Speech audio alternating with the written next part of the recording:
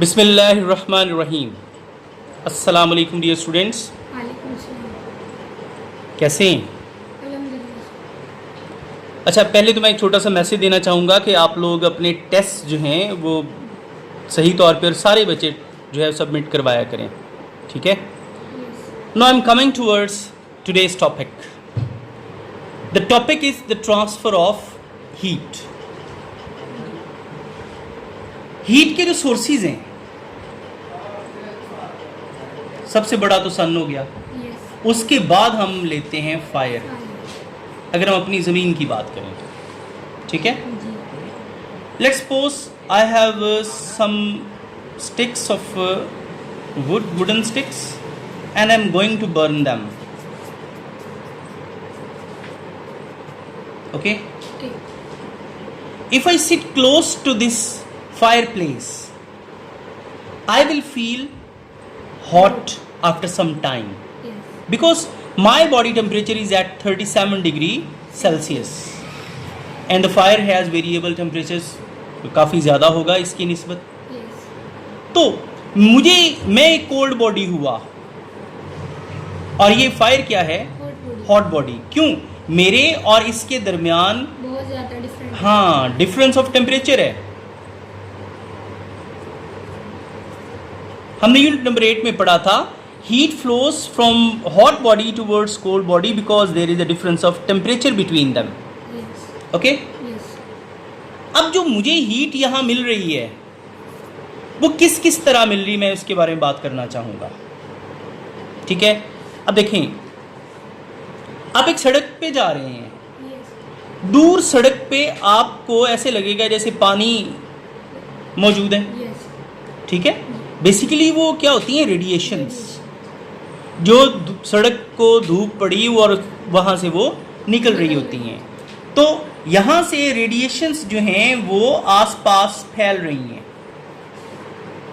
Radiations क्या हैं? Electromagnetic waves, और वो किसको लेके जा रही हैं? हीट को। हीट को। ओके?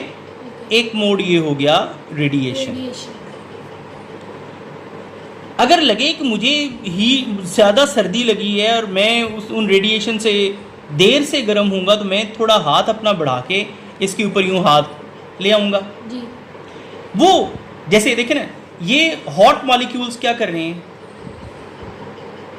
एमिट हो गया। जी, रेडिएशंस तो गई चारों अतराफ में, लेकिन हॉट मॉलिक्यूल्स मूव करेंगे सीधे ऊपर को। ओके? यस। तो ये जो हॉट मॉलिक्यूल्स हैं, चूंकि उनकी डेंसिटी कम होगी, वो गर्म होंगे, और मैं हाथ यहाँ पे रखूंगा तो मेरा हाथ जल्दी गर्म हो जाएगा। ये जो मॉलिक्यूल्स का एक जगह से दूसरी जगह मूव कर जाना, हीट को ले जाके, इसे कहते हैं कन्वेक्शन, कन्वेक्शन। ठीक है? ओके। तीसरी चीज़ है कंडक्शन। अब फर्ज करो कि भी मैं अंगीठी के सामने बैठा हूँ और वो कोयलों की अंगीठी, और कोयलों की अंगीठी के बारे में पता है कि भी वो थोड़ी देर बाद उसके ऊपर ऐश आ जाती है, जी। उसे आपको थोड़ा थोड़ा यूं करना पड़ता है। साइड पे करना पड़ता है ऐश को हटाने के लिए। तो मेरे पास एक मेटल का एक रॉड है, वो रॉड मैंने इसके अंदर यूं आग को थोड़ा साइड पे करने के लिए रखा। अगर इसका हैंडल वुडन नहीं है, इसका हैंडल वुडन नहीं है, तो थोड़ी देर बाद मुझे ये मेटल का रॉड रखना पड़ेगा क्योंकि वो बहुत ज़्यादा गर्म हो जाएगा। यस। ये तीसरा मोड हुआ, इस तीसरे को कहते हैं conduction. So, movement of heat from a hot place towards cold place is called the transfer of heat. Heat का एक जगह से दूसरी जगह, यानी हॉट प्लेस से कोल्ड प्लेस तक मुंतकिल हो जाना, ट्रांसफर ऑफ हीट कहते हैं। Okay?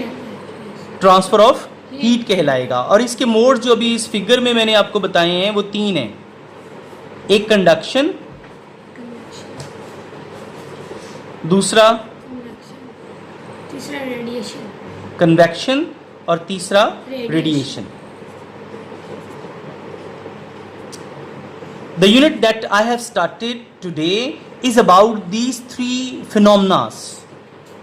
It will discuss about the modes of the transfer of heat. Okay, Okay. and I am going to start the conduction. Yes.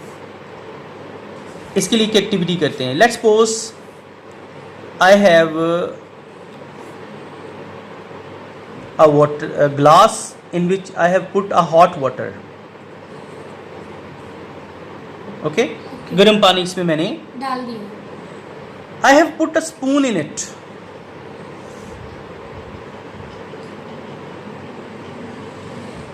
If I touch the spoon after 2 minutes, it will be hot. It's not being directly put in the hot water. It is present in the air which is above this surface of the water. यानी पानी की सतह से ये ऊपर है. ये कैसे गर्म हो गया, इसके बारे में आप मुझे बताएं. सिर्फ ये पोर्शन जो नीचे वाला था वो पानी के अंदर डिप्ड है, ये पोर्शन कैसे गर्म हो गया? क्योंकि सीढ़ी जो भाप निकल रही होती है उसके अंदर से वो भी तो गर्म होती है. ओके, आप जा रही हैं स्टीम की तरफ. Yes. ओके, अगर फ़र्ज़ करो ये इतना ज़्यादा गर्म नहीं है कि वो स्टीम प्रोड्यूस कर पाए, फिर भी ये गर्म हो जाएगा. सीधी जब हम गर्म पानी में कोई सी भी मेटल वगैरह की चीज़ डालते हैं तो उसके अंदर जो भी पार्टिकल्स होते हैं वो डिस्टर्ब हो जाते हैं. आप अपने कॉमन ऑब्जर्वेशन की बात करें तो गर्म चीज़ में डालने से गर्म हो जाते हैं. वो चीज़ गर्म हो जाती है. मैं इसको ज़रा थोड़ा साइंटिफिकली देखता हूँ. सुने, इसके लिए आपको एक एक्टिविटी करवाता हूँ. Take a metallic rod, place it on a wooden stand. Okay, Yes. put a candle below end A of this rod.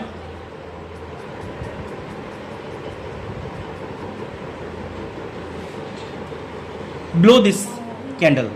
It will start to heat this end A. Yes. अच्छा, after some time then B will get hot. Reason behind this is the heat that you are supplying to this metal piece is enhancing the vibrational kinetic energy of the molecules of this metallic piece. सीधी जी जी, hot body से cold body पे भी तो जाती है heat. हाँ, वो भी एक फिनोमेना है. हीट का तो ट्रांसफ़र होना ही हॉट से कोल्ड की तरफ है. लेकिन हम ये इसमें रीज़न डिस्कस करना चाह रहे हैं कि ये क्यों जो है वो ये एंड थोड़ी देर बाद गर्म हो जाता है. देखें, जब आपने इसको हीट करना शुरू किया, इस पार्ट के जितने भी एटम्स हैं उनकी थर्मल काइनेटिक एनर्जी बढ़ गई. इसके अंदर जितने भी फ्री इलेक्ट्रॉन्स हैं उनकी एनर्जी भी बढ़ गई. यस.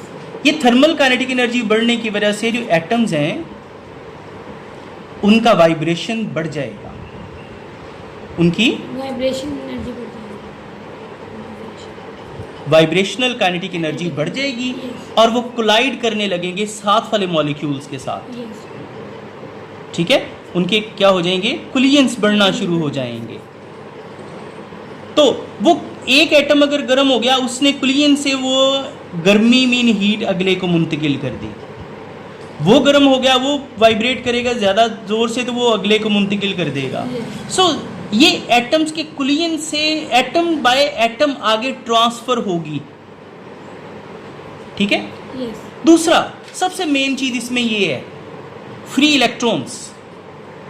जब यहाँ वाले जितने भी इलेक्ट्रॉन जिनको हम फ्री इलेक्ट्रॉन्स कहते हैं वो गर्म होंगे, वो एनर्जी को तेजी से आगे लेके जाएंगे. जैसे बायोलॉजी में आपने 9th में इलेक्ट्रॉन ट्रांसपोर्ट चेन पढ़ा था, वो एनर्जी को आगे ट्रांसफर करने में, इसी तरह वो हीट को आगे ट्रांसफर करने में हेल्प करेंगे. ओके. तो मतलब इसका ये हुआ कि ये ऐसा मोड है जिसमें एनर्जी एक जगह से दूसरी जगह ट्रांसफर हो रही है कुलियंस के जरिए. एटम्स और फ्री इलेक्ट्रॉन्स, इनके कुलियंस की वजह से एनर्जी एक जगह से दूसरी जगह ट्रांसफर हो रही है. ओके. यस. अच्छा, यानी मेटल्स चूंकि कंडक्टर्स हैं, वो कंडक्टर इसी वजह से कहलाती हैं because they have free enormous free electrons. बहुत बड़ी तादाद में क्या होते हैं, free electrons. And they can conduct heat, they can conduct electricity. वो हीट को भी कंडक्ट कर सकते हैं और इलेक्ट्रिसिटी को भी कंडक्ट कर सकते हैं. ओके. अच्छा, कंडक्टर होते हैं, हीट एंड अब मैं इसी एक्टिविटी को थोड़ा सा बढ़ाना चाहूँगा Yes. कि अगर आपने एक ऐसा स्पून इसमें डिप करना है, एक स्पून मेटालिक, फुल मेटालिक, और दूसरा स्पून आप उसमें उसी साइज का डिप कर दें जिसका हैंडल किसका बना हुआ हो, नॉन मेटल का. वुड का समझ लें, प्लास्टिक का समझ लें, ठीक है. तो गर्म नहीं होगा. गर्म होगा ये भी, लेकिन इसके मुकाबले में काफ़ी देर से गर्म होगा. Yes. नॉन मेटल्स भी हीट को आगे ले जाती हैं, मेटल्स भी हीट को लेके जाती हैं, लेकिन transfer of heat non metals की बहुत कम होती है मेटल्स की निस्बत. Yes. इसलिए जितने भी हम हैंडल्स यूज़ करते हैं ना कुकिंग यूटेंसिल के, वो सारे के सारे क्या होते हैं, वुड के. वुड वगैरह के, वुड या प्लास्टिक के. ओके बेटा. So what is conduction? It is a mode of transfer of heat by the vibrating atoms and free electrons, especially in the solids, especially in the metals, from hot to cold parts. Okay? Conduction क्या है? Transfer of heat किस चीज़ों के जरिए, vibrating atoms और free electrons के जरिए. किन में? सॉलिड्स में. ये सिर्फ हम कहाँ डिस्कस करते हैं? सॉलिड्स में. ये फ्लूइड्स में डिस्कस नहीं किया जा सकेगा क्योंकि इसमें कुलियंस लेने जो साथ मिले हुए. देखो ना, आपने किसी चीज़ को हीट करना है ना, तो वो ऐसे सब वाइब्रेशन उसके क्या होते जाएंगे, बढ़ते जाएंगे. Yes. तो इन वाइब्रेशंस के बढ़ने की वजह से वो साथ वाले, क्योंकि जो सॉलिड्स हैं उसमें ये तो नहीं होता ना कि एटम उठ के इधर चला जाए, ये इधर आ जाए. इसने अपनी जगह पे रहते हुए वाइब्रेशनल मोशन करनी है. ये ऐसे से मूव करेगा, ऐसे से मूव करके एनर्जी को आगे ट्रांसफ़र करता जाए. ओके. अच्छा, मुझे ये बताएं कि जो कंडक्टर्स हैं वो क्या होते हैं? सर जी, कंडक्टर्स का मतलब जो इलेक्ट्रिसिटी को भी अपने अंदर अब्जॉर्ब कर लेते हैं, हम भी कंडक्टर हैं. एब्जॉर्ब नहीं, मतलब कि खींच लेते हैं. अपने अंदर से गुजार सकते हैं. Yes. The materials which have the ability to pass heat and electricity from themselves are called conductors. यानी इनमें एबिलिटी किस चीज़ की होती है? Heat plus. Sir ji, wood में क्यों नहीं आता करंट? ओके. अच्छा, पहले मैं इसकी बात कर लूँ. जो कंडक्टर्स हैं, आमतौर पे हम मेटल्स को गुड कंडक्टर समझते हैं. Metals are good conductor. उसकी रीज़न क्या है? क्योंकि because they have free electrons. Reason free electrons क्यों है इसके अंदर? क्योंकि इनका जो साइज होता है ना वो काफ़ी बड़ा होता है. न्यूक्लियस का इफेक्टिव न्यूक्लियर चार्ज जो आउटर मोस्ट शेल में पाए जाने वाले इलेक्ट्रॉन्स हैं उनके लिए बड़ा वीक होता है. Yes. इस वजह से थोड़ी सी हीट इनको बाहर निकालने के लिए काफ़ी है. ओके. अब आपके सवाल की तरफ आते हैं कि जो वुड है वो नॉन कंडक्टर क्यों है? जी. अच्छा, सुन लें. नॉन कंडक्टर होता है anything which can hold the air in it is called a non conductor. कोई भी चीज़ जो अपने अंदर हवा को रोक सके वो इंसुलेटर कहलाती है. क्यों? Air is the best insulator. Air क्या है? Best insulator. अगर आप लकड़ी के स्ट्रक्चर को देखें तो लकड़ी पौधे से आई है. यस. पौधे में पानी को आगे भेजने के लिए नालियाँ मौजूद हैं, जाइलम वेसल्स. फूड को आगे भेजने के लिए मौजूद हैं नालियाँ, फ्लोइंग वेसल्स. जी सर. उन सारों का एक नेटवर्क मौजूद है जिससे चीज़ों को वो इकट्ठा कर रही होती हैं. यस. सीव ट्यूब्स अंदर मौजूद हैं. ओके. कंपेनियन सेल्स मौजूद हैं. उनके अंदर सारों के अंदर क्या होता है? पानी. पानी. जब लकड़ी सूख जाती है तो पानी एवेपोरेट हो गया, जी. ये खाली हो जाएंगी और इन खाली नालियों में क्या भर जाएगी? एयर. जब इन नालियों में एयर भर जाएगी तो लकड़ी एक इंसुलेटर की तरह बिहेव करेगी. क्यों? कि कोई भी चीज़ जो हवा को रोक सके वो क्या है? इंसुलेटर. दूसरे नंबर पे इसके अंदर किसी किस्म के कोई फ्री इलेक्ट्रॉन्स नहीं हैं. इस वजह से wood is a non conductor. Clear बेटा? यस. कंफर्म? कंफर्म. चलें. ओके. Thank you. अल्लाह हाफिज़.